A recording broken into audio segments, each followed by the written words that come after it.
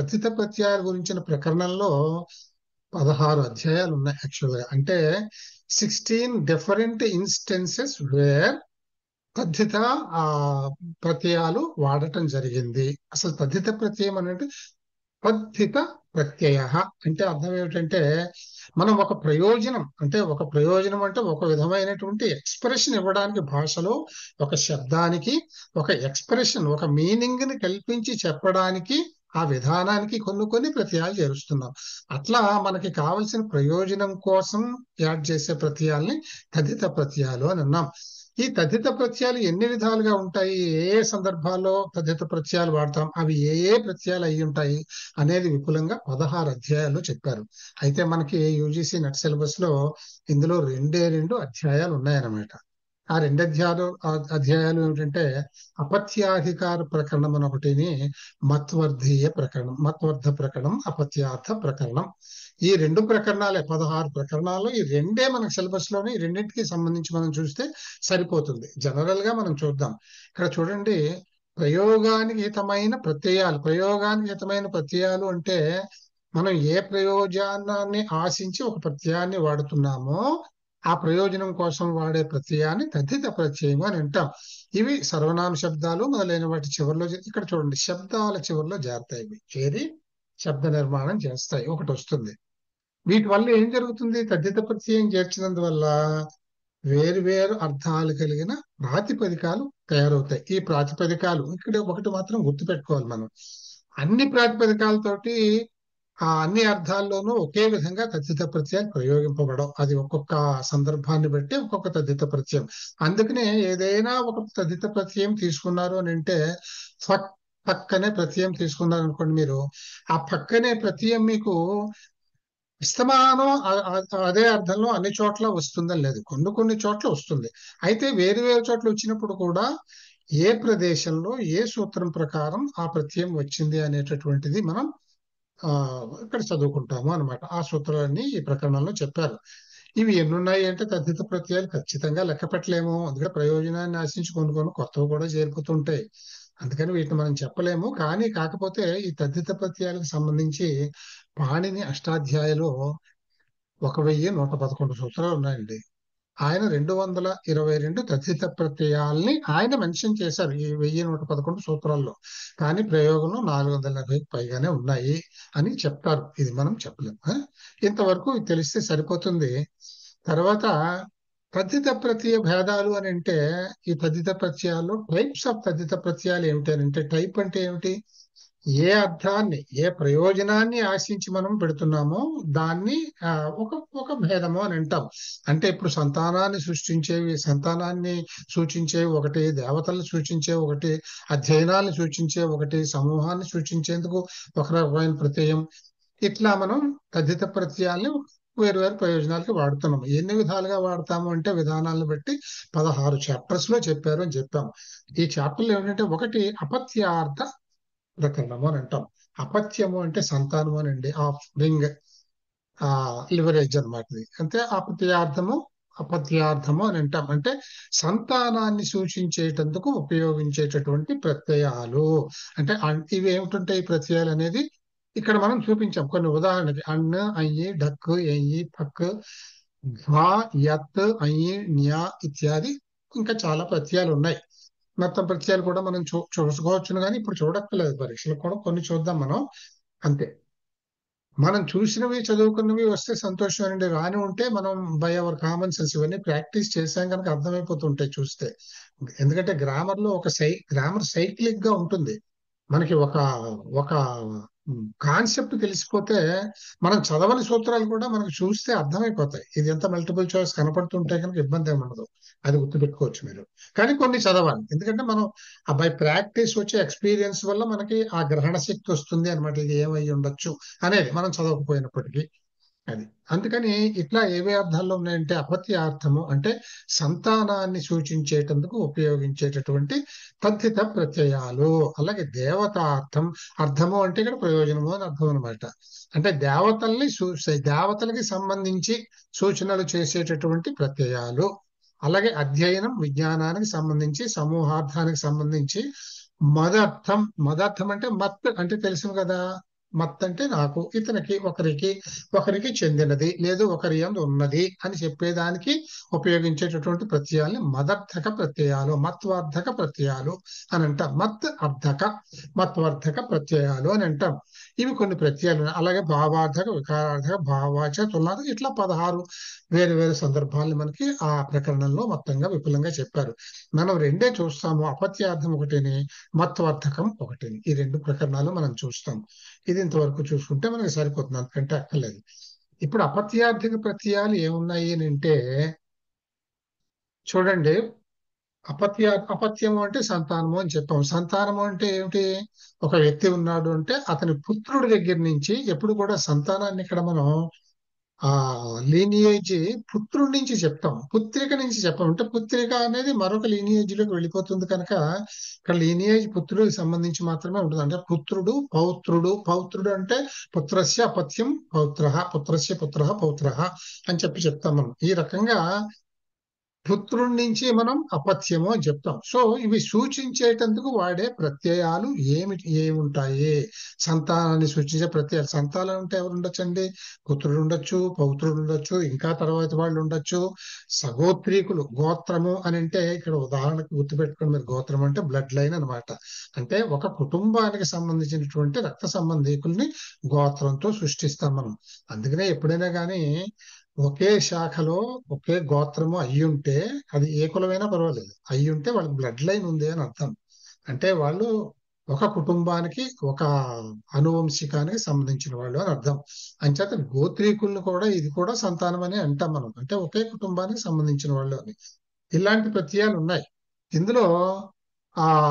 ఇలాంటి ప్రత్యయాలు 26 ప్రత్యయాలు ఉన్నాయి, ఇవన్నీ చెప్పేటటువంటి. ఇందులో అపత్యాన్ని 3 విధాలుగా చెప్తాం. అపత్యం అంటే సంతానాన్ని సూచించటానికి వాడే ప్రత్యయాలు 3 విధాలుగా ఉంటాయి. సంతానాన్ని సూచించే విధానాలు 3 చెప్తాం.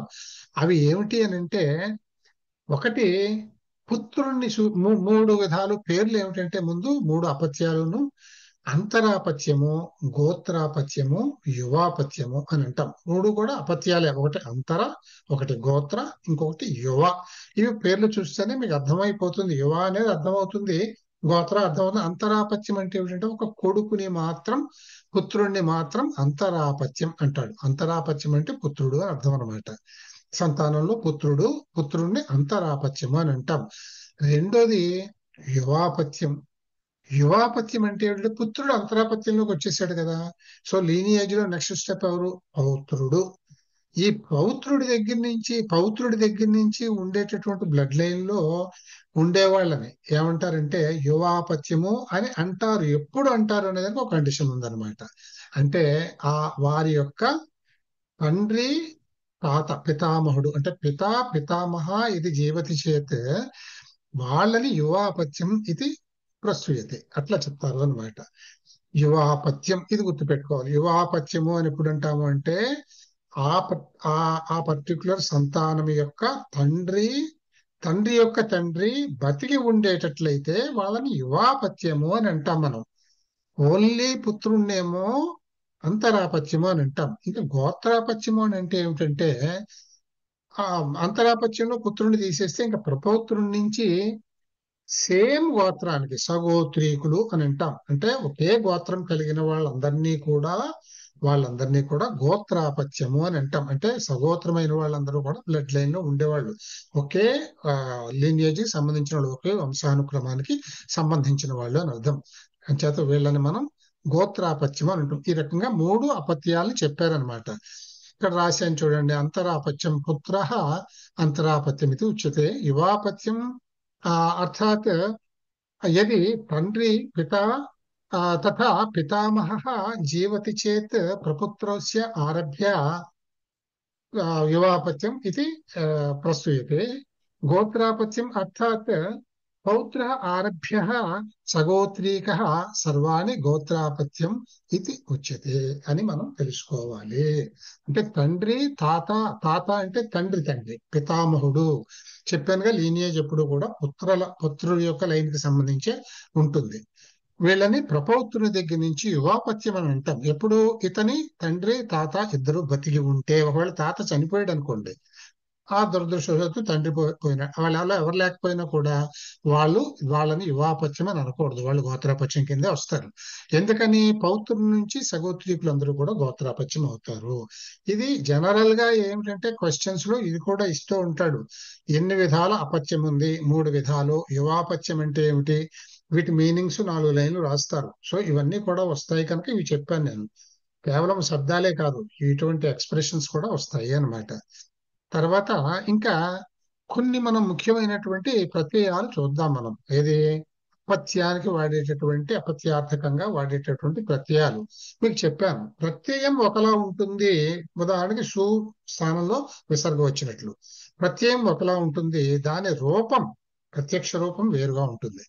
ఏ ప్రత్యయం తద్ధిత ప్రత్యయం అపత్యార్థకంలో, ఏ ప్రత్యయం ఏ విధంగా కనిపిస్తుంది అనే దాంట్లో ముఖ్యమైన ప్రత్యయాలు చూద్దాం. మనం తద్ధిత ప్రత్యయాలు చెప్పుకున్నాం కదా, 500 ప్రత్యయాలు ఉంటాయి దాదాపు, ఇంకా ఎక్కువే ఉంటాయి, అవి ప్రత్యేకించి లెక్కట్లేదు, కొత్త కొత్తగా వస్తుంటాయి. సో ప్రత్యయాల్లో ఇక్కడ చూడండి, నేను ప్రత్యయము ఆదేశము అని చెప్పి కొన్ని ప్రత్యయాలు ముఖ్యంగా రాశాను పరీక్షల్లో వచ్చేందుకు సంబంధించినటువంటివి. యు అనే ప్రత్యయం ఉంది. యు అని అంటే ఇది ఒక తద్ధిత ప్రత్యయం. ఇది మనకు చూడడానికి అనా అని కనిపిస్తుంది. ఉదాహరణలన్నీ మనం తర్వాత చూస్తాం. అనా అని కనిపిస్తుంది అన్నమాట. అలాగే ప్రత్యయం ఊ అని ప్రత్యయం ఉంటే అక అని కనపడుతుంది అన్నమాట. అలాగే ప్రత్యయం ఆ అయితే మనకు కనపడేటటువంటి రూపం ఆయన్ అని కనపడుతుంది. ఉదాహరణలన్నీ చూద్దాం, ఎందుకంటే ఈ ప్రత్యయాలు ఎప్పుడు వస్తాయి అనే దానికి సూత్రాలు వేరే ఉంటాయి. ఉదాహరణకి మీకు ఆయనేయి నీ ఇయహ ఫడఖచ్చఘాం ప్రత్యయాదీనాం అని ఒక సూత్రం చెప్తాం. ఇందులో ఎన్ని ప్రత్యయాలు వచ్చేసాయి మీకు? ఫా ఢా ఖా ఛా ఘా 5 ప్రత్యయాలు వచ్చేసాయి మీకు. ఈ 5 ప్రత్యయాలకి సంబంధించినటువంటి రూపాలు ఎలా ఉంటాయి అంటే ఆయన్ ఏయి నీ ఇయహ అంటే ఆయన్ ఏయ్ ఈయ ఈన్ ఈయహ ఇయహ, ఇవి 5. ఏ దాంట్లో వస్తాయి ఇలా సూత్రాలు ఉంటాయి. ఇవి తర్వాత చదువుదాం మనం డీటెయిల్స్. ముందు ప్రత్యయం ఏమిటి, దాని రూపం ఎలా ఉంటుంది అనేది చెప్పాలంటే, అంటే మీరు ఇది ఎందుకు చదవాలి అని అంటే, మీరు ఆ వాళ్ళు ఇచ్చినటువంటి శబ్దంలో ఏ ప్రత్యయం ఉంది అన్నప్పుడు ఆ శబ్దాన్ని చూసి అక్కడ కనిపిస్తున్న రూపాన్ని బట్టి ఈ ప్రత్యయాన్ని మనం గుర్తించవచ్చును. అది ఈ ఫలాని ప్రత్యయం అని చెప్పాలి. అక్కడ 4 ప్రత్యయాలు ఇస్తాడు. అంటే ఏదో ఫా ఠా ఛా ఘా అని ఇచ్చాడు 4 ప్రత్యయాలు. ఈ శబ్దంలో ఏ ప్రత్యయం ఉంది అని అడిగాడు. దాని రూపాన్ని బట్టి మీరు ప్రత్యయాన్ని గ్రహించడానికి ఇది ఉపయోగిస్తుంది అన్నమాట. అందుకని ఈ సూత్రాలు తెలియాలి కొద్దిగా. సూత్రాలు ఏమిటో మనం తర్వాత చూద్దాం. ముందు రూపాలు చూద్దాం మనం. ఫా ప్రత్యయానికి మీరు ఎప్పుడు కూడా సంస్కృతంలో దీన్ని ఫా అని పలకాలి. ఫా అని పలకూడదు, ఎఫ్ పలకూడదు, పిహెచ్ పలకాలి. ఫా మన భాషలన్నింటిలోనూ అంతే, అది తెలుగైనా అంతే, సంస్కృతం ముఖ్యంగా మూలం అదే కదా. హిందీ గాని మన భాషలన్నింటిలో కూడా ఒక ఇంగ్లీష్ లోనే ఫా అనేది ఉంది. ఈ ఫా అనే శబ్దం మనకి ఎక్కడొస్తుంది అంటే సంస్కృతంలో ఒకే ఒక్క సందర్భంలో ఈ అక్షరాన్ని ఫా అని పలకడం వస్తుంది. అది కూడా కేవలం ఆ ధ్వని వరకే. అది ఎక్కడొస్తుంది అని అంటే మనం జిఫమూలియము అని చదువుకున్నాం కదా. జిఫమూలియం పా ముందు వచ్చే అంతఃపురము అని అంటాం. అంతఃపురము అని చదవకూడదు, దాన్ని అక్కడ విసర్గే పెడతాం మనం. యాక్చువల్గా అక్కడ ఉండేది అర్ధ విసర్గ. అక్కడ ఉండేదాన్ని ఏమంటాం మనం? ఉపధ్మానీయము అని అంటాం. అది అంత విసర్గ పురము అని రాస్తాం మనం. అంతఃపురము అని రాస్తే తప్పది. అంతః అక్కడ ఉఫ్ అని పలకాలి, అంతః అని పలకూడదు అక్కడ. అంతఃపురము అదొక్క చోటనే దీన్ని ఫా కింద పలకడం అనేది సంస్కృతంలో జరుగుతుంది, అంతఃపురము. అలాగే యాక్చువల్ గా మన గాయత్రి మంత్రంలో కూడా అక్కడ వస్తుంది, అది కూడా ఫా పలకాల్సి వస్తుంది అన్నమాట మనం. సో అది సో కనుక ఈ ఫా అనే ప్రత్యయానికి మనకు కనపడే రూపం ఆయన్ అనేటటువంటిది వస్తుంది. ఫా అనే ప్రత్యయానికి ఈ కా అనే ప్రత్యయం వస్తుంది, ఈ కా అని కనపడుతుంది మనకి. ఢా అనే ప్రత్యయానికి ఆదేశం ఏయా అని కనపడుతుంది. ఖా అనే ప్రత్యయం ఈన్ అని కనపడుతుంది. ఛా అనే ప్రత్యయం ఈయ్ అని కనపడుతుంది. భా అనే ప్రత్యయం ఈ ఇక్కడ దీర్ఘం ఉంది, ఇక్కడ దీర్ఘం లేదు. ఈయ్. ఈ విధంగా రూపాలు కనపడితే ఈ రూపాలను బట్టి మనం ప్రత్యయం ఏమిటో గ్రహించవచ్చు. అట్లా క్వశ్చన్ వస్తే అదృష్టమే, అది కష్టం కాదు, ఎందుకంటే ఇవి మనకు తెలిసిపోతాయండి, సూత్రం చదివితే బాగానే గుర్తుండిపోతాయి ఇవి. అయితే ఇబ్బంది ఎక్కడ వస్తుందంటే, ఫలానా శబ్దంలో వచ్చింది ఠా ప్రత్యయమే గాని ఇది ఏ సూత్రం వల్ల వచ్చిందని 4 సూత్రాలు ఇస్తాడు. 4 సూత్రాలు ఠా వచ్చేటటువంటి ప్రత్యయం వచ్చే సూత్రాలే ఉంటాయి. వేరే వేరే ప్రత్యయాలు ఇస్తే అందరికీ తెలుస్తుంది కదా. మరి ఆ 4 ఠా ప్రత్యయాలే వచ్చేవి ఒక్కొక్క సందర్భంలో ఒక్కో సూత్ర ప్రకారం వస్తుంది. అది ఎలా ఉంటుంది అంటే అందులో ఉండే ఇతర శబ్దాలు వాటి యొక్క గణాల్ని ఆధారపడి ఆ సూత్రం ఉంటుంది. కనుక అది ఏ సూత్రం ప్రకారం వచ్చింది అని తెలియాలంటే మనకు కొన్ని సూత్రాలు తెలియాలి. ఓకే, లేని చోట ఎలా తెలుసుకోవాలి అనేది మనం చూద్దాం. ఎందుకంటే అన్ని సూత్రాలు తెలియడం కష్టమే. ఇందులో వీటి ప్రయోగాలు ఎలా ఉంటాయో మనం చూద్దాం. ఇప్పుడు ప్రత్యయం, ప్రయోగం. ఇప్పుడు ఒక ప్రత్యయం అనే ప్రత్యయం ఉంది అనుకుందాం మనం. మేము ఎప్పుడు కూడా మీకు తెలుసును హలంతం అని అంటాం. అంటే ఈ హల్లు ఏదైతే ఉందో దాన్ని ఇత్సంజ్ఞకము అని అంటాం. అంటే అది ఆ గణాన్ని సూచించడానికి ఉపయోగించేందుకే గాని ప్రయోగంలో అది లోపించిపోతుంది. అది ఎందుకు లోపిస్తుంది అనేది మళ్ళీ సూత్రాంబో దీర్ఘ తపస్య ప్రోక్తం హల్, ఇట్లాంటి సూత్రాలు కొన్ని ఉంటాయి. మనకి కొన్ని సూత్రాలు ఉంటాయి. అలాగే ఇది అలాగే కశ్యలోపహ, సందర్భాన్ని బట్టి ఈ లోపాలు ఎలా ఉంటాయి అనే దానికి ఉంటుంది. సో ఇత్సంజ్ఞ లోపించిపోయి అన్ని ప్రత్యయము అంటే ఆ అనేటటువంటిది మాత్రం మిగులుతుంది. ఇది గుర్తుపెట్టుకోవాలి. ఇందులో మనకి ఫస్ట్ స్టెప్ ఇత్సంజ్ఞ లోపిస్తుంది ప్రత్యయంలో. ఇక్కడ తథిత ప్రత్యయం అనేది ఉంది. ఇక్కడ నేను శబ్దానికి తథిత ప్రత్యయం వస్తుంది అని చెప్తాను. రఘు అనే శబ్దం ఉంది. రఘు రఘు అనే శబ్దం మనం రఘువు యొక్క కుమారుణ్ణి ఏమంటాం మనం? రాఘవుడు అని అంటాం కదా తెలుగులో. అంటే రాఘవ సంస్కృతంలో. రఘు రాఘవ అయింది. ఇక్కడ ఏముంది ప్రత్యయము అని అడిగారు అనుకోండి, మీరు ఏం చెప్పాలి? అన్ననే ప్రత్యయం ఉంది. వాడు అన్ను ఈ ఢక్కు ఇణ్య అని ఇచ్చాడు అనుకోండి. ఇచ్చినప్పుడు మీరు అన్ననే ప్రత్యయాన్ని గుర్తుపెట్టుకోవాలి. అన్నంటే ఆ గుర్తుపెట్టుకోండి. రఘు ప్లస్ అన్న, రఘు ప్లస్ ఆ అన్నమాట. ఓ ప్లస్ ఆ ఏమవుతుంది? అవ్వు ఆయనేయ, అది మన సంధి ఉంది కదా. మనకి ఆ సంధి ప్రకారం అక్కడ ఏది అయాదేశ సంధి, అయాదేశ సంధి ప్రకారం మనకి అక్కడ ఆ ప్లస్ ఊ ప్లస్ ఆ బికమ్స్ అవ అంచేత రాఘవ అయిందనమాట. రాఘవ అనేటటువంటి ప్రాతిపదికం తయారైంది అన్ననే దానివల్ల. దానికి మళ్ళీ సుప్రత్యయం చేస్తే రాఘవ ప్లస్ రాఘవ అయింది. ఈ రకంగా రఘోహ అపత్యం రాఘవ. రఘు యొక్క, రఘోహ అంటే షష్ఠి ప్రయోగం, రఘు యొక్క అపత్యం సంతానం రాఘవుడు అని అర్థం అన్నట్టు. రాఘవ. ఈ విధంగా ఇక్కడ అణు ప్రత్యయం ఉంది అనేది మనం తెలుసుకోవాలి. తర్వాత ఇంకొక ప్రత్యయం ఈ అనే ప్రత్యయం ఉంది. ఇక్కడ కూడా అంతే.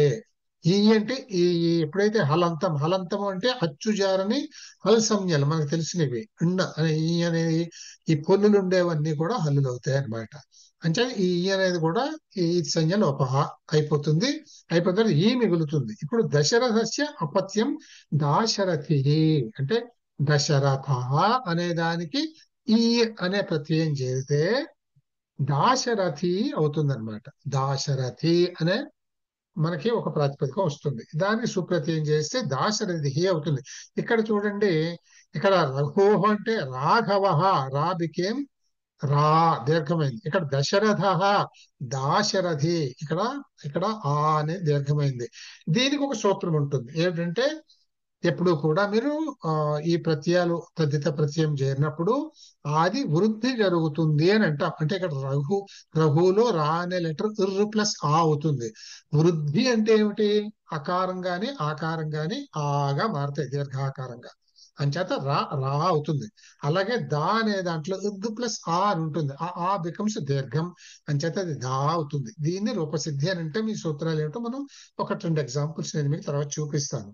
సో దశరథస్య అపత్యం దాశరథి అని ఇప్పుడు మీకు దాశరథి అనే శబ్దం ఇచ్చి ఇందులో ఉన్నటువంటి తద్దిత ప్రత్యయం ఏది అని అడిగితే వాడు ఈ అని ఇస్తే మనం ఈ అని చెప్పాలి అన్నమాట. ఇక్కడ ఈ అనే ప్రత్యయంతో దశరథ శబ్దం నుంచి దాశరథి అనేటటువంటి శబ్దం వచ్చింది. అంటే దశరథుని పుత్రుడు, సంతానం దాశరథి అని అర్థం. అలాగే ఢక్ అనే ప్రత్యయం ఉంది మనకి. వినతాయా అపత్యం వైనతేయ, ఇది కూడా అంతే మీకు. ఇందులో ఢక్ అనే ప్రత్యయానికి మనం ఇక్కడ రాసామా? ఢా ఫడకచ్చఘాం ఢా, ఇగో ఢా ఇగో. ఢాకి ఆదేశం ఏమొస్తుందని చెప్పాము? ఆదేశం అంటే కనపడే రూపం ఏముంటుంది? ఏయ అని ఉంటుంది. అంచేత ఇక్కడ మీరు చూడండి, ఢక్ అనేది వినత అనేది, ఇది స్త్రీలింగ శబ్దం. వినత అంటే ఆకారాంత స్త్రీలింగ శబ్దం కదా ఇది. సో వినత అనేది ఇక్కడ ఉంది. వినతాలో మనకి ఈ ఢక్ అనే ప్రత్యయం చేరిస్తే ఏమొస్తుంది మనకి ఇక్కడ? ఏయా అంటే వినత ప్లస్ ఏయా అంటే వినత్ ప్లస్ ఆ ప్లస్ ఏయా. ఆ ఆ అనేదాన్ని లోపించిన ఒక సూత్రం ఉంటుంది. అంచేత వినత్తు ప్లస్ ఏయా అయింది. ఈ వి అనే దానికి ఆది వృద్ధి జరుగుతుంది అని చెప్పాము. వృద్ధులు అంటే ఏమిటి? మీకు వృద్ధిరాదైచ్ అనే సూత్రం ఉంది మనకి. ఆదైచ్ అంటే ఆత్ ఐచ్. ఆత్ అంటే ఆకారం, దీర్ఘాకారంలో వృద్ధి అంటారు. ఐచ్ అంటే ఐ ఔచ్, ఐ ఔ అంటే దీర్ఘ ఆకారం ఐ ఔలని మనం వృద్ధులు అని అంటాం. అంటే ఆల ప్లేస్ లో ఆ వస్తుంది. ఐ ఏ ప్లేస్ లో వస్తుంది, ఈ ఈల ప్లేస్ లో ఐ, ఈ ఏ ప్లేస్, ఈ ప్లేస్ లో ఐ వస్తుంది. ఊ ఓ ప్లేస్ లో అవ్ వస్తుంది అనమాట. అంచేత ఇక్కడ మనకి ఆ ఆ, ఇక్కడ వినతి అనేది ఈ ఉన్నది కనుక, వినత అనేది ఈ ఉన్నది కనుక ఈ ప్లేస్ లో ఐ వస్తుంది, వై అవుతుంది అనమాట. అంచేత వైనతేయ అనే శబ్దం వచ్చింది. ఇది అనమాట దీనికి రూపసిద్ధి చేయడం అని అంటే. సరే, వాటి సూత్రాలు మనం చెప్పాలి. ఈ ఆది వృద్ధికి సూత్రం ఏముంది, అట్లా ఆ సూత్రాలు ఉంటాయి. అది ఒక ఎగ్జాంపుల్ నేను మీకు డీటెయిల్ గా చూపిస్తాను నేను అది తర్వాత. ఇంకా దైత్యులు అని అంటాం కదా మనం. దైత్యులు అంటే దితేహ అపత్యం. దితి యొక్క సంతానమే కదా దైత్యులు అంటేను. దితి యొక్క సంతానం దైత్యులు. అంచేత ఈ దితే అంటే దితి అనే దానికి ఇక్కడ ఏం చెప్పాం మనము? ఇక్కడ అపత్యం చెప్పినప్పుడు దితి అంటే ది మళ్ళీ ఇకారం ఉంది కనుక వృద్ధి వస్తే దయ్య అవుతుంది. ఇక్కడ ప్రత్యయం న్యా. న్యా అంటే ఇండ్ ప్లస్ యా. ఇక్కడ ప్రత్యయం యా అవుతుంది. యా ప్రత్యయం మళ్ళీ వేరే ఉంది, అలా గుర్తుపెట్టుకోండి. యా అంటే ఇక్కడ గణం మారుతోంది. అంటే ఇక్కడ ఈ నకారం అనేది మనకి ఇక్కడ ఆ ఇట్ సంజ్ఞకం అవుతుంది అనమాట. అంచేత ఇండు తీసేస్తే యకారం మాత్రమే ఇక్కడ మనకు కనిపిస్తుంది. అంచేత దితి ప్లస్ యా అది అందులో ఇకార లోపం జరుగుతుంది. ఇకార లోపం జరిగి దిత్ ప్లస్ యా దిత్య అవుతుంది. దీకి వృద్ధి వచ్చి దైత్య అవుతుంది. సుప్రత్యయం చేస్తే దైత్య అవుతుంది. దితేహ అపత్యం దైత్య. ఈ రకంగా మనకి ప్రత్యయాల నుంచి ఇలా వచ్చాయి అని చెప్పుకోవాలి. రాఘవ, దాశరథి, వైనతేయ, దైత్య ఇవన్నీ సాధారణంగా పరీక్షలో ఇచ్చేటటువంటి శబ్దాలు కనుక ఒక్కొక్క ప్రత్యయానికి మనం ఒక్కొక్క ఉదాహరణగా వాటిని చూపించుకున్నాం. అలాగే ఇక్కడ కూడా చూడండి, ఇవి ఇక్కడ ఐ ప్లస్ అనేటటువంటివి ప్రత్యయాలు అనమాట. ఐ అనేటటువంటిది ఇక్కడ మనకి మన ఈ ప్రత్యయం తద్ధిత ప్రత్యయం. ఇక్కడ కతస్య అపత్యం కాత్యాయన. ఇది కూడా అంతే. కాత్యాయన అంటే ఆయన్ అనేటటువంటిది ఒకటి ఉంది మనకి. ఇందులో ఈ ఫా అనే దాంట్లో ఇష్ అనేటటువంటిది మళ్ళీ మీకు ఇత్సంజ్ఞ కింద పోతే ఫా అనే ప్రత్యయం మిగులుతుంది. ఫా అనే ప్రత్యయానికి ఆదేశం ఎలా కనిపిస్తుందని చెప్పాం, ఆయన్. ఫా ప్రత్యయానికి ఆదేశం ఆయన్ అని ఉంటుంది. అంచేత ఇక్కడ మీకు ఏమైంది, ఇక్కడ చూడండి. కథ అంటే కా అనేది వృద్ధి వస్తే ఖాత అయింది. ఆయన్ ఖాత ప్లస్ ఆయన్. తా అంటే ప్లస్ ఆ లోపం అవుతుంది. కాత్ ప్లస్ ఆయన్ కాత్యాయన. కాత్యాయన్ అది కాత్యాయన అని అవుతుంది అనమాట. ఇందులో ఏమున్నాయి? ముందు యా అనేటటువంటి ఆ ఇప్పుడు కథ నుంచి మనకి యా అనేటటువంటి ప్రత్యయం వచ్చింది. ఐ అనేటటువంటిది ఈ ఐ అనేటటువంటిది ఇక్కడ మళ్ళీ ఇత్సంజ్ఞకం కింద పోతుంది, ఆలంతం. అంచేత యా అనేది మిగులుతుంది. ఈ పా అనే దాని వల్ల మనకి రూపం కనిపిస్తుంది. పా అనే ప్రత్యయం వస్తుంది కనుక ఎయి పా అనే రెండు ప్రత్యయాలు చేరి కథ సంతానం కాత్యాయన, కాత్యాయనుడు అని అయింది అనమాట. అలాగే యత్ అనేది ఒక ప్రత్యయం. ఇక్కడ మీకు ఇదే నేను చెప్తున్నాను. యైకి అనే మిగులుతుంది, యత్కి అనే మిగులుతుంది. ఎందుకంటే ఇవన్నీ కూడా ఇత్తులు, అవి ప్రయోగంలో పోతాయి. ఇప్పుడు మరి రెండు చోట్ల ఒక యా ప్రత్యయం, యా కనపడేటటువంటి ప్రత్యయం చేరిన ఒక మాట ఇచ్చి, ఉదాహరణకి కాత్యాయన రాజన్య అని రెండు శబ్దాలు ఉన్నాయి మీకు. ఇందులో ఒక శబ్దం ఏదో రాజన్య అని ఇచ్చాడు. ఇచ్చి ఇందులో మీకు ఇక్కడ యా వచ్చేటటువంటి తదిత ప్రత్యయం ఏమిటి అని అడిగితే అది యా ఎత్త అని తెలియాలి కదా.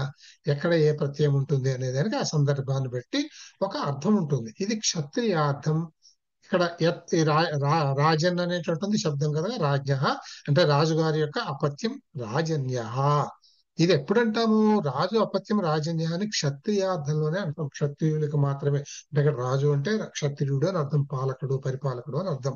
ఆ అర్థంలో మనం ఇది కొన్ని తప్పులు ఉంటాయండి.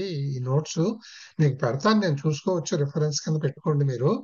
ఈ క్షాని తప్పుపడింది, ఇది టైపింగ్ లో మిస్టేక్స్, అటువంటివి ఇగ్నోర్. Are you correct? క్షత్రియార్థే, క్షత్రియులు అనే అర్థంలో రాజుగారి యొక్క పిల్లల్ని రాజన్యుడు అని అంటాం, రాజు యొక్క పిల్లల్ని. సో ఇక్కడ వచ్చేటటువంటి ప్రత్యయం ఈ శబ్దంలో రాజన్య అనే శబ్దంలో ఎత్ అయితే, కాత్యాయన అనే శబ్దంలో యకారానికి వచ్చేది యై అనేటటువంటిది ప్రత్యయము. ఇటువంటి ప్రశ్నలే ఇస్తారు పరీక్షల్లో. తర్వాత ఛ ప్రత్యయం. ఛ అంటే ఈ యా అని పైన అస్మానం చూపించక్కర్లేదు కదా, ఇక్కడ నేను మీకు చెప్పాను కదా, ఛ అంటే ఈ య అని వస్తుంది అనమాట. అది ఇక్కడ చేరిస్తే మనం స్వసుహు అపత్యం స్వశ్రీయ. స్వసు అంటే మన స్వశ్రు శబ్దం కదా, అంచేత స్వసు ప్లస్ ఈ కలిపితే స్వశ్రీయ. ఇక్కడ వచ్చేటటువంటిది ఈయ అనేది ఛా ప్రత్యయం అనమాట. ఈయ అని కనిపిస్తే ఛా ప్రత్యయము. అలాగే ఇక్కడ చూడండి, భ్రాతు అపత్యం. భ్రాతృ అనేది ఇక్కడ శబ్దం కదా, అంచేత వ్యత్ ప్రత్యయం చేరిస్తే భ్రాతృ వ్య. ఆ వ్య అలాగే ఉండదు, ఉత్ అనేది ఇత్సంజ్ఞ లోపం. సో భ్రాతృ వ్య, భ్రాతవ్య. అంటే మనం భ్రాతృ అనేది శబ్దం, భ్రాత అనేది శబ్దం కనుక దానికి మనం అపత్యాన్ని చెప్పాల్సి వచ్చినప్పుడు వ్యత్ ప్రత్యయం భ్రాత అనే మాటకి పెట్టినప్పుడు భ్రాత వ్య భ్రాతవ్య ప్లస్ సు భ్రాతవ్య. అలాగే ఏరక్ అనే ఒక ప్రత్యయం ఉంది. ఇది కూడా అంటే ఇవన్నీ ఎక్కువగా పరీక్షల్లో వచ్చే శబ్దాలు మాత్రమే నేను తీసుకున్నాను అనమాట. వస్తే అదృష్టమే, ఇందులో ఇవి రాలేదనుకోండి మీకు అర్థం అవుతుంది, ప్రిన్సిపల్ అయితే అర్థమైంది కదా. దానికి ఒక్కొక్క ప్రత్యయానికి, ముఖ్యమైన ప్రత్యయానికి ఒక్కొక్క శబ్దాన్ని ఉదాహరణగా చూపిస్తాను నేను మీకు. ఏరక్. చటకాయాక ఆపత్యం ఇది చాటకైర. ఇప్పుడు చటక అంటే మనకు తెలుసు పిచ్చుక స్పారో. సో చటకాయా అపత్యం, పిచ్చుక పిల్లని ఏమంటారు అని అంటే ఇక్కడ కూడా అంతే, ఏరక్ అని మనకి ఒక ప్రత్యయం వస్తుంది. ఇక్కడ చటకా, ఇది స్త్రీలింగ శబ్దం. చటకా ప్లస్ ఏరక్ అంటే చటక్ అనేది మిగులుతుంది, ఆకారం పోతుంది. చటక్ ప్లస్ ఏరక్ అంటే చటకేరక్. ఇక్కడ ఏ ఐరక్, సారీ ఐరక్ ప్రత్యయం, ఏరక్ కాదు ఐరక్. So చటక్ plus ఐరక్, చటకైరక్. ఆది వృద్ధి చాటకైర అని చాటకైర అనే శబ్దం. ఇక్కడ ఐరక్ అనేటటువంటిది ఇక్కడ ప్రత్యయం అన్నమాట. అలాగే ఆరక్ అనేటటువంటిది ఒక ప్రత్యయం ఉంది. జడ శబ్దానికి జడారహ అని ఉంటుంది అనమాట. అంటే జడ ఒక జడం యొక్క సంతానాన్ని జడారము అని అంటాం. ఇక్కడ అంటే ఈ మూమా అనేవి తెలుగులో ప్రత్యయాలు మనం మాట్లాడుకుంటున్నాం, అదే సంస్కృతంలోకి వచ్చేటప్పుడు విసర్గ అవుతుంది కదా, సుప్రత్యయం అవుతుంది. సో జడస్య అపత్యం జడారహ అంటే జడహ అనే శబ్దానికి ఆరక్ ప్రత్యయం చేరిస్తే ఆరక్ ప్రత్యయంలో ఇక్కడ మళ్ళీ చివరిలో ఈ సంజ్ఞ పోతే ఆర అనేటటువంటి మిగులుతుంది. సో జడహ ఆర జడారహ. జాకి వృద్ధి జరిగితే జాడారహ. ఇక్కడ జడము అంటాం, ఇక్కడ జాడారము అని అంటాం. ఈ రకంగా ఇవి మనం చూస్తాము అన్నమాట. ఇవన్నీ కూడా అపత్యార్థక ప్రత్యయాల్లో చిన్న కొన్ని ముఖ్యమైనటువంటి ప్రత్యయాలు, వాటి ప్రయోగం ఎలా ఉంటుంది, మనం శబ్దాన్ని చూసి ప్రత్యయాన్ని ఏ విధంగా గుర్తించవచ్చు అని అంటే ఇది మనకి తెలియాలి. దీని తాలూకు సూత్రం కూడా మనం చూపిస్తాను నేను. తర్వాత రెండో టాపిక్ ఏమిటి, మనకి అపత్యార్థ ప్రకరణం ఒకటి అయిపోతే రెండోది మత్వర్థ ప్రకరణం. మత్వర్థ ప్రత్యయాః తస్యాస్తి మత్వర్థాః. మత్వర్థము అని అంటే ఏమిటి, తత్ అస్య, అది అస్య అస్తి ఇది అంటే అది ఇతనిది, ఇతనికి సంబంధించినది, లేదు అది ఇతనిలో ఉన్నది. అంటే అస్య అస్తి అస్మిన్ ఇతి అని చెప్పొచ్చు. తదస్యాస్మిన్నీతి మత్వార్థాః అని చెప్తాం. అంటే ఇది వానిది లేక వాని యందు ఉన్నది, అంటే వానికి చెందినది లేక వాని యందు ఉన్నది అనే అర్థాన్ని కల్పించడం కోసం, ఆ ప్రయోజనం కోసం మనం మత్వర్థ ప్రత్యయాలు అంటే, మత్వర్థము అంటే అది ఇతనిలో ఉన్నది లేక అది ఇతనికి చెందినది అనేది. అస్మిన్ అస్తి, లేదు అస్య అస్తి, అస్య అస్తి అస్మిన్ అస్తి, అస్య అస్మిన్ అస్తి ఇది మత్వర్థాః అని చెప్తాం. దీని ఉదాహరణ కొన్ని మనం చూద్దాం. మీకు ముందు మతు ప్రత్యయం ఎక్కడ వస్తుందో తదస్యాస్, ఇదే ఇప్పుడు నేను చెప్పింది అనమాట. తదస్యాస్యస్మిన్నితి మతు అంటే తద్ అస్య అస్తి, లేదు తద్ అస్మిన్ అస్య అస్తి అని మనం చెప్పేదానికి ఉపయోగించేటటువంటి తద్ధిత ప్రత్యయాన్ని, ఆ ప్రయోజనం కోసం ఉపయోగించేటటువంటి తద్ధిత ప్రత్యయాన్ని మత్కు ప్రత్యయము అని అంటాం. ఇది ఎలా కనిపిస్తుంది, ఉదాహరణ చూద్దాం మనం. రసవాన్ అనే శబ్దం మనకు, రసవాన్, రూపవాన్, బలవాన్, శక్తిమాన్ అంటే అక్కడ మా వస్తుంది, సరే అదే శక్తిమాన్. ఇప్పుడు మతుపు ప్రత్యయంలో మాన్ అని రూపం కనిపిస్తుంది, వాన్ అని రూపం కనిపిస్తుంది. మతుపు ప్రత్యయం వాన్ గాను వస్తుంది. లేదు వతుప్ అనే ప్రత్యయం కూడా వేరుగా చెప్తారు. మతుపు బదులు వతుప్ అని కూడా వేరే ప్రత్యయం కూడా చెప్తారు. మీకు జనరల్ గా చెప్తున్నాను నేను. అంచేత మాన్ను వాన్నికి మనకి ప్రత్యయానికి సంబంధించి డిఫరెన్స్ ఏమీ లేదు. అది ఏ సందర్భంలో మా వస్తుంది, ఏ సందర్భంలో ఆ వస్తుంది. మాన్ ఎక్కడ వస్తుంది, వాన్ ఎప్పుడు శక్తిమాన్ అంటాం, బలవాన్ అనం, బలవాన్ అంటాం. రెండిట్లోనూ మతు ప్రత్యయమే ఉంది. ఎక్కడ బా వస్తుంది, ఎక్కడ మా వస్తుంది అనేది వేరే సూత్రాలు ఉన్నాయి. అంత డీటెయిల్ లో మనం ఇప్పుడు వెళ్ళడం లేదు. అంచేత ఇక్కడ ఉండేటట్టుంది మతుపు ప్రత్యయము. అంటే మతు ప్రత్యయం బలవాన్ అంటే ఇప్పుడు శక్తిమాన్ అంటే అర్థం ఏమిటనమాట, శక్తి ఇతడి యందు ఉన్నది, లేదు శక్తి ఇతడిది అని చెప్పడాన్ని అనేది సూచించటానికి మనం అక్కడ ఆ ఆ మతుపు అనేటటువంటి ప్రత్యయాన్ని మనం వాడుతున్నాము అనమాట. సో అది మతు ప్రత్యయం అంటే తదస్య అస్యస్మిన్ ఇది మతుప్, తదస్య అస్తి అస్మిన్ అస్తి ఇది మతుప్ అని అర్థం అనమాట. రసవాన్ అంటే ఇక్కడ అర్థం చూడండి, రసః అస్య అస్మిన్ వా అస్తి అంటే రసః అస్య అస్మిన్ లేదు రసః అస్య అస్తి అని. అంటే రసము అనేటువంటిది ఇతనికి చెందినది, లేదు ఆ రసము అనేది ఇతని యందు ఉన్నది సప్తమి అనేదాన్ని ఆ సందర్భంలో మతుపు ప్రత్యయం చేరుస్తాం. రస శబ్దానికి మతుపు ప్రత్యయం చేరిస్తే కనిపించే రూపం రసవాన్, వాన్ గాని మాన్ గాని కనిపిస్తుంది. ఇది గుర్తుపెట్టుకోవాలి. అలాగే రూపవాన్, రూపం అస్య అథవా అస్మిన్ అస్తి సహ రూపవాన్, ఎవరిలో అయితే రూపం ఉందో, ఎవరికైతే ఆ రూపం చెందినదో అతనిని రూపవాన్ అని అంటాం అనమాట. అలాగే స్నేహ అస్య అస్మిన్ వా అస్తి, వా అంటే అది ఆర్ అని అర్థం అనమాట. అస్య అస్తి వా అదర్వైజ్ అస్మిన్ అస్తి, స్నేహ అస్య అస్తి, స్నేహ అస్మిన్ అస్తి. ఈ రెండు ప్రయోగాల్లోనూ కూడా మతు ప్రత్యయం వాడితే స్నేహ ప్లస్ మతుపు బికమ్స్ స్నేహవాన్ అని అవుతుందన్నమాట. ఇది ఒక మత్వర్ధీయ ప్రకరణం. తర్వాత ఇంకో మత్వర్ధీయ ప్రకరణం ఏమిటంటే ఈ నీ అనేది ఒకటి ఉంది. ఈ నీ అనంటే ప్రత్యయం ఇక్కడ ఇన్ అన్నమాట. ఇది వస్తుంది. ఇన్నులో మళ్ళీ ఈ సంజ్ఞకం లోపిస్తే ఈ అనేటటువంటిది మనకి ప్రదర్శితమయ్యేటటువంటి రూపం. అలాగే టన్, టన్ అనే దాంట్లో ఈ క అనేటటువంటిది మనకి కనిపించేటటువంటి రూపం ఇది. దీని సూత్రం ఏంటంటే అత ఇని టనౌ అనేటటువంటి సూత్రం. ఈ సూత్రం ఎక్స్ప్లెనేషన్ తర్వాత చూద్దాం మనం. అంటే అత అంటే అజంతాలకి ఇని ప్రత్యయం గాని టన్ను ప్రత్యయం గాని వస్తుంది అని మీరు సూత్రాలు అర్థం చేసుకునేందుకు కూడానండి చాలా సులభమైనటువంటి విధానం ఏమిటంటే మనం జనరల్ గా అర్థం చేసుకో. సంస్కృత సూత్రంలో ఒకటి ఉందండి, లేనిది ఏది ఉండదు, ఉన్నది ఉన్నట్టే చెప్తారు, కాకపోతే బహు క్లుప్తంగా చెప్తారు. అందులో ఉన్నటువంటి ఆ క్లుప్తీకరణను అర్థం చేసుకుంటే సూత్రానికి అర్థమైపోతుంది. డైరెక్ట్ గా సూత్రంలో చక్కగా కనిపిస్తుంది. పాణిని చేసిన గొప్పతనం అదే.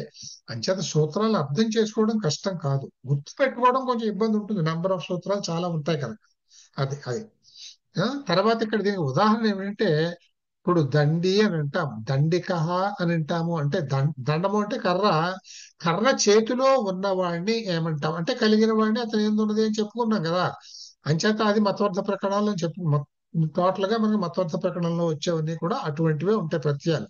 అందులో ఇని ప్రత్యయం అంటే ఏమిటంటే దండము చేతిలో కలిగిన వాడు దండిని అని అనొచ్చు, దండి అని అనొచ్చు, దండికహ అని అనొచ్చు. 3 రూపాలు ఉంటాయి అన్నమాట ఇక్కడ. ఇవన్నీ కూడా శబ్దాలే. దండ అస్య అస్థితి అంటే వీడి చేతిలో కర్ర ఉంది, వీడిని కర్ర ఉన్నవాడిని దండిన్ అని అంటాము, దండి అని కూడా అనొచ్చు, దండికహ అని అంటాం. ఇందులో వచ్చేటువంటి ప్రత్యయాలు ఏమిటంటే ఇన్ను ప్రత్యయం వస్తే దండ ఇన్ను దండిన్ అయింది. అలాగే తర్వాత ఈ టన్ను ప్రత్యయం వస్తే టన్నుకి ఇక అని కనిపిస్తుంది అని అన్నాం. అంటే దండా ప్లస్ టన్ బికమ్స్ దండిక అని వస్తుంది. ఇక్కడ ఈ ఇన్ను ప్రత్యయంలోనే కొన్ని సూత్రాల వల్ల ఈకారం అవుతుంది ఇన్ అనేది. అంటే దండి అనే రూపం కూడా వస్తుంది. దండిన్, దండి, దండిక. ఇది ఈ ఇన్ అని కనపడేది, ఈ అని కనపడేది ఇని ప్రత్యయం అయితే ఇక అని కనపడేటటువంటిది టన్ను ప్రత్యయము అనమాట. ఇది గుర్తుపెట్టుకోవాలి. తర్వాత ఛత్రి, వీటిలాగే వస్తుంది. ఇంకా ఛత్రిన్, ఛత్రి, ఛత్రిక అంటే గొడుగు కలిగిన వాడు. అలాగే చక్రం అస్య అస్థితి, చక్రిన్ ఇవన్నీ మనకు తెలిసినవే. చక్రి, చక్రిక. ఎక్కువగా మనం చక్రి అని అంటూ ఉంటాం విష్ణుమూర్తిని, శ్రీకృష్ణుడిని. అంచేత విష్ణుమూర్తి. సో చక్రి అని ఇట్లా ఇట్లా వస్తాయి అన్నమాట. ఇందులో ఉండేటటువంటి ప్రత్యయం ఇని గాని ఇకా గాని, అంటే ఇని గాని టన్ గాని మీకు ఎలా కనపడుతుంది. ఈ చక్రిక అంటే టన్ ప్రత్యయం ఉంది, చక్రి ఆ చక్రిన్ అంటే ఇన్ ప్రత్యయం ఉంది, ఇని ప్రత్యయం ఉన్నది అని అర్థం చేసుకోవాలి. అలాగే రథిన్ అంటే రథిన్ అంటే రథం కలిగిన వాడు, రథం యందు ఉన్నవాడు. రథిన్, రథి, రథిక, రథికుడు అంటాం కదా, అట్లా అనమాట. ఈ రకంగా ఇవి వస్తాయి అనమాట. ఇవి దిస్ ఈజ్ అబౌట్ మతుపు ప్రత్యయ. దెన్ ఇని ప్రత్యయ, దీస్ ఆర్ ది ఇంపార్టెంట్ ప్రత్యయాస్ ఇన్ మత్వర్థక ప్రత్యయాలు. ఇని ప్రత్యయ, ఇని ప్రత్యయస్య ప్రయోగే ఇన్ శేషతి. ఇక్కడ ప్రత్యయం ఇని, ఇక్కడ ఇన్ అనేటటువంటిది మనకి మిగులుతుంది. అయమపి మత్వర్థ ప్రత్యయ ఏవ, ఇది కూడా మత్వర్థమే. ఇది మత్వర్థ ప్రత్యయ ఏవ. ఉదాహరణ, ఇప్పుడు దానము అనే శబ్దం మనకి తెలుసును. దాన అనే దానికి ఇని అనే ప్రత్యయం చేస్తే దాని అని వస్తుంది. That can be said as దానిని ఆర్ దాని, ఏదైనా చెప్పచ్చు మనం.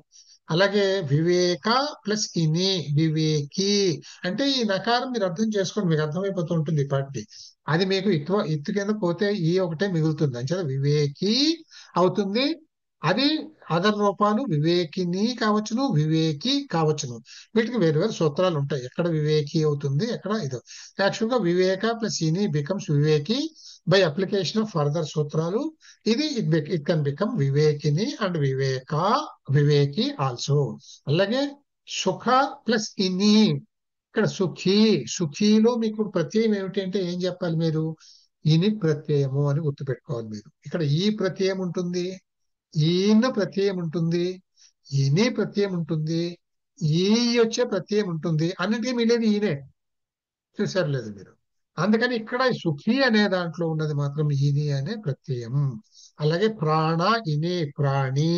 ఎక్కడైతే ఇని ప్రత్యయం వచ్చిందో మీకు ఈ రెండు ప్రయోగాలు ఉంటాయి, అంటే ప్రాణిని, ప్రాణి. అలాగే దేహ, ఇని, దేహి, దహ్యతే ఇది దేహ, దేహి, దేహిని, దేహి. క్రోధ, ఇని, క్రోధి, క్రోధిని, క్రోధి. ఈ విధంగా ఉంటాయి. ఇది ఒకటి ఇంపార్టెంట్ మత్వర్థక ప్రత్యయం. ఇది దాన్ని టక్, టక్ అనేది అన్య ఏక మతు ప్రత్యయ. ठक् इति रूपम् इक इति दृश्यते. ठक् प्रत्ययः संज्ञाशब्देन सह संयोगेन विशेषण शब्दो भवति. అంటే ఇది ఎప్పుడైనా కానీ ఇక అంటే వైజ్ఞానిక అనే మాట ఉందనుకోండి, that becomes a adjective like quality అన్నమాట. అడ్జెక్టివ్ అంటే క్వాలిఫైయింగే కదా క్వాలిటీ. సో త్రిషు లింగేషు ప్రయుజ్యతే అస్య కేవల ప్రయోగన భవతి శబ్దస్య ఆదిస్వరే వృద్ధి ఆగచ్చతి. అంటే శబ్దానికి ఆదిస్వరానికి వృద్ధి వస్తుంది. దీనికి ఉదాహరణ ఒకటి చూద్దాం మనం. ఇవి ఇంపార్టెంట్ వర్డ్స్ ఏవన్నీ. మనం సాప్తాహికము అని అంటాం కదా, సాప్తాహికం జరుగుతోంది అంటే అది ఏదైనా కానీ ఒక వారం పాటు చెప్పేటటువంటి కార్యక్రమాన్ని సాప్తాహికము అని అంటాం. ఒక రామాయణ సాప్తాహికం జరుగుతుంది, రామాయణం వారం రోజులు పాటు చెప్తాడు అని. ఈ సాప్తాహిక అనే మాటలో ఎలా ఏర్పడింది, సప్తాహ, సప్తాహము అంటే వారము అని తెలుసు, ఒక 1 వీక్. సో దీనికి ఠక్ అనే ప్రత్యయం చేరితే సప్తాహ ప్లస్ ఠక్, ఠక్ వచ్చేటటువంటి రూపం ఇక, సప్తాహ ప్లస్ ఇక. ఈ హ అనేది ప్లస్ ఆ అవుతుంది.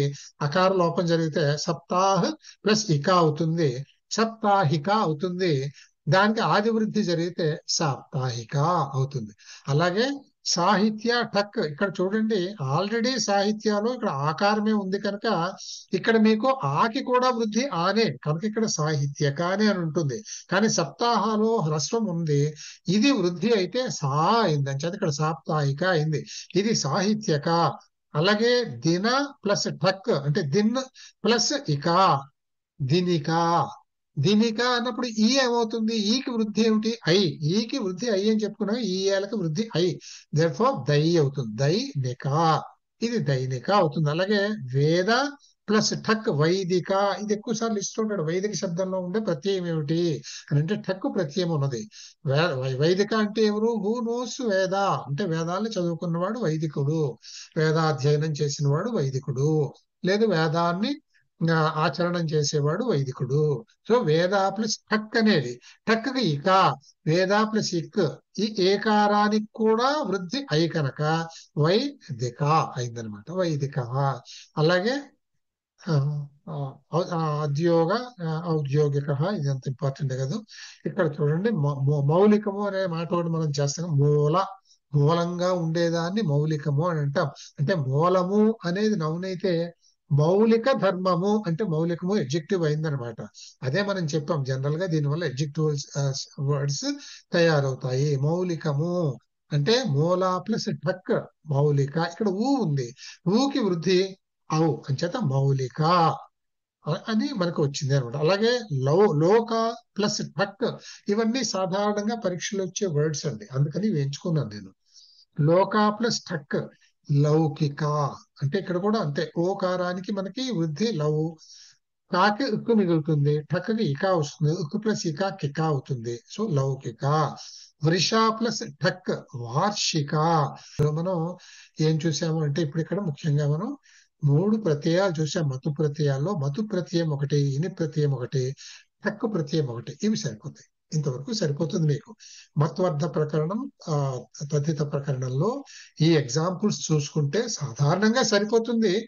ఒకవేళ ఈ మాటలు ఏమైనా మారాయి అని అనుకోండి, అంటే వైణిక అని అన్నాను నేను, అక్కడ మన మాట మారింది, అయినా కానీ మీకు కనిపిస్తూ ఉంటుంది, ఇక కనిపిస్తుంది కదా, దాన్ని బట్టి మీరు వేణ ప్లస్ టక్ అని చెప్పొచ్చు. ఈ రకంగా మీరు గుర్తించుకొని రాసుకోవాల్సి వస్తుంది. ఇందులో నేను వైడిక అనే మాట రాయలేదు, అన్ని ఎక్కడ రాస్తాం, అన్ని ఉంటాయి కదా. ముఖ్యంగా పరీక్షలు వచ్చిన కొన్ని ఎత్తి రాస్తాను నేను ఇవి.